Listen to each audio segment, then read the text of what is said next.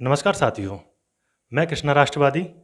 आज हम शिक्षा, रोजगार, सुविधा और संरक्षण पर बात करेंगे और हमारे साथ जो है वो न्याय धर्म सभा पार्टी के उत्तर प्रदेश के प्रभारी विजय राय जी हैं और आप सभी जो समस्त क्षेत्र है इनको भली भांति जानता है और इनके आदर्शों पर चलकर ही बहुत सारे जो स्टूडेंट हैं वो बड़े-बड़े पदों तक पहुँचे हैं।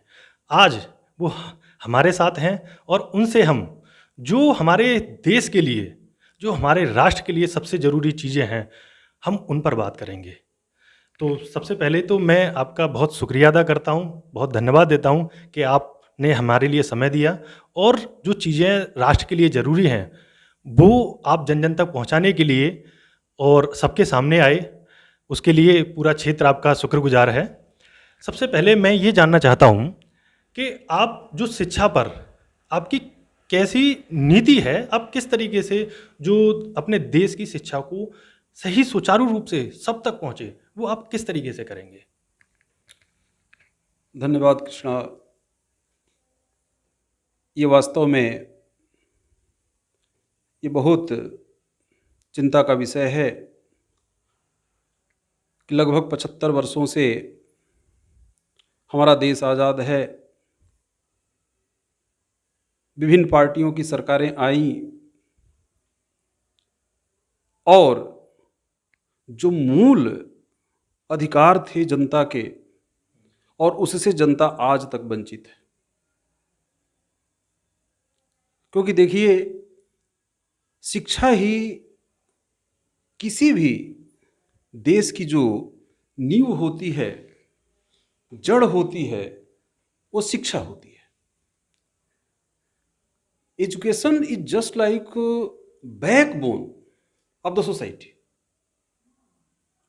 बिना हम नागरिकों को शिक्षित किए हुए और एक हम विकसित राष्ट्र की कल्पना नहीं कर सकते। आज विभिन्न राजनीतिक दलों ने नाना प्रकार की घुट्टी पिलाई, लेकिन जो मूल शिक्षा का अधिकार है, इससे सभी ने वंचित रखा जनता को। न्याय धर्म सभा का जो प्रस्ताव है, हमारा 4 जनाधिकारों का, जो न्यायशील जनाधिकार का जो प्रस्ताव है, वो लिखित रूप में है। इसके क्रियान्वयन से सभी को केजी से लेकर के पीजी तक, मतलब बिल्कुल नर्सरी की एजुकेशन से लेकर के और पोस्ट ग्रेजुएट की एजुकेशन तक एनडीएस निःशुल्क शिक्षण व्यवस्था की बात करती है। अब ये कई लोग प्रश्न करते हैं कि वर्तमान में भी तो ऐसी शिक्षा व्यवस्था है, निःशुल्क सरकार दे रही है। तो अभी आप देखते हैं कि एक बहुत बड़ा वर्ग जो है वो शिक्षा से मरहूम है। शिक्षा तंत्र ऐसा हुआ है जहां क्वालिटी एजुकेशन आप देखोगे उसका इतना अभाव है। अभी आप तत्काल में ज्वलंत मुद्दा देखेंगे कि अभी यूक्रेन में संकट हुआ, रसिया ने आक्रमण किया वहां पर, तो हमारे हजारों युवाओं को वहां से आना पड़ा। हम उस दिन और चिंता में भी से पड़ गए कि देखो, हम लोग सही कहते थे कि जिस सरकार को हम टैक्स देते हैं शिक्षा के लिए, स्वास्थ्य व्यवस्थाओं के लिए, सुविधा संरक्षण के लिए, आखिर में ये हमारे टैक्स के पैसों का हिसाब क्यों नहीं देती है? ये क्या करती है इन पैसों का? कि आज भी देश की 75 साल की आजादी के बाद और हमारा युवा अपने देश में शिक्षा ग्रहण नहीं कर पा रहा है और हम आपको राष्ट्रवाद का घूंटी पिला पिला करके, और ये हम अगर कहें कि देखो हमने वहां पर फंसे हुए युवाओं को बुला लिया, जड़ पर जाना पड़ेगा कृष्णा समस्याओं के। न्याय धर्म सभा हर समस्या का समाधान समुचित ढंग से कर रही है। हमारा न्यायशील बजटिंग व्यवस्था में हम लोग कहते हैं कि जो भी बजट बनेगा सरकार का, उसका 25% हिस्सा वो शिक्षा पर खर्च किया जाएगा। वर्तमान में सर कितना प्रतिशत है जो शिक्षा पर खर्च किया जा रहा है? वर्तमान बजट का आप लोग ध्यान देखेंगे 2 से 3% है। तो अब आप बताइए कि ऊंट के मुंह में जीरा, आप कहते हो ना एक अनार 100 बीमार। तो मेडिकल करना चाह रहा है लड़का और आप उतने मेडिकल कॉलेजेस नहीं खोल पाए, तो इसीलिए शिक्षा बजट को हमारी संस्था कहती है, न्याय धर्म सभा कहती है कि जो भी बजट है उसका 25% हिस्सा हम शिक्षा पर खर्च करेंगे और इस 25% बजट का भी हम 6.25% के 4 हिस्सों में कर देंगे।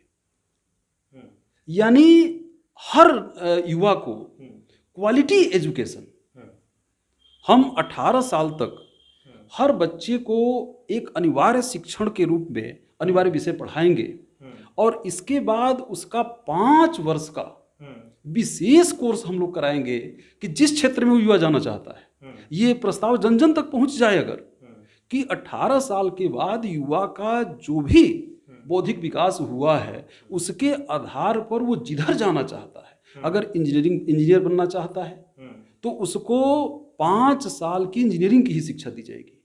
अगर वो डॉक्टर बनना चाहता है तो उसको 5 वर्ष की शिक्षा दी जाएगी और बाद में वो शिक्षण व्यवस्था जब पूर्ण करेगा तो उसकी 1 वर्ष की इंटर्नशिप कराई जाएगी।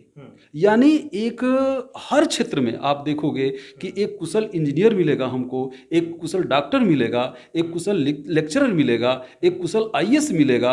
एक और आपको मैं बता दूं कि हमारी संस्था में बिल्कुल पात्रता अनुसार पद नियोजन की व्यवस्था जो करी गई है कि जो जिस लेवल पर है कि आज आप देखते हो कि राजनीतिक पदों पर कुछ ऐसे लोग पहुंच जाते हैं जिनको कोई भी नीति का ज्ञान नहीं है। तो हमारी संस्था के अनुसार जो 5 वर्ष का 18 वर्ष की शिक्षा कंप्लीट करने के बाद अगर कोई राजनीति में भी आना चाहता है तो उसको 5 साल नियम नीति निर्णय का ज्ञान कराया जाएगा और तब वो जो है नेतृत्व पद पर आएगा, वो एमपी बनेगा, वो एमएलए बनेगा। तो देश के लिए निश्चित रूप से सभी युवाओं के लिए एक अच्छा योजना बनाएगा, एक अच्छी नीति बनाएगा जिससे कि सफल। जैसे वर्तमान में आप देखेंगे कुछ पार्टियां जाति आधारित चुनाव लड़ती है, कुछ जातियां धर्म पर चुनाव लड़ती है। आप क्योंकि आपकी पार्टी है और आपकी पार्टी तभी सत्ता में आ सकती है जब उसको वोट मिले। अगर आपको वोट को केंद्रित करना है, जैसे वोट को किस तरीके से आप जन जन तक पहुंचाएंगे कि वो आपकी पार्टी को वोट करे, ऐसा क्या एजेंडा लेके चलेंगे आप? देखिए कृष्णा, एक जो स्पष्ट मैं बात बता दूं आपसे कि एनडीएस एक न्याय नीतिक राजनीतिक पार्टी है। तो हमारा मुद्दा कोई जाति आधारित नहीं है, कोई क्षेत्र आधारित नहीं है।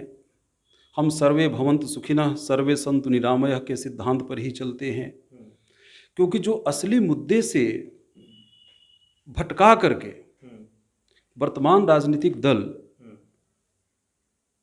जनता की भावनाओं को जो है भड़काते हैं और वो ये देखते हैं कि जनता भावुक है, कैसे इनकी भावनाओं को भड़काया जाए और इन भावनाओं में बहक करके ही वो अपना कीमती चीज जो है वो कर देती है।